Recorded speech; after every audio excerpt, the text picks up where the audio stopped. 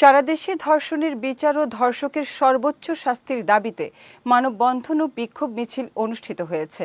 আজ গাজীপুরের বাসনের চান্দনা চৌরাস্তা এবং কালীগঞ্জের জামালপুর ইউনিয়নের দোলান বাজার এলাকায় বিক্ষোভ মিছিল অনুষ্ঠিত হয়। এ সময় বিক্ষোভকারীরা দেশব্যাপী ঘটে যাওয়া ধর্ষণ ও নারী নিপীড়নের ঘটনার সুষ্ঠু তদন্ত ও ধর্ষকদের সর্বোচ্চ শাস্তির দাবি জানান। অন্যদিকে নারীদের ওপর সহিংসতা, খুন, ধর্ষণ ও নিপীড়নের প্রতিবাদে সোনারগাঁও উপজেলা মডেল মসজিদের সামনে নাগরিক সমাজের আয়োজনে মানববন্ধন অনুষ্ঠিত হয়েছে। এ সময় সোনারগাঁ নাগরিক সমাজের আহ্বায়ক ফরিদ হোসেন, সমন্বয়ক পুলিন খন্দকার সহ নাগরিক সমাজের অন্যান্য সদস্যরা উপস্থিত ছিলেন। এছাড়া পঞ্চগড়, চাঁদপুর, কুমিল্লা সহ দেশের বিভিন্ন স্থানে ধর্ষণ, নারী নির্যাতনের প্রতিবাদে বিক্ষোভ মিছিল অনুষ্ঠিত হয়েছে।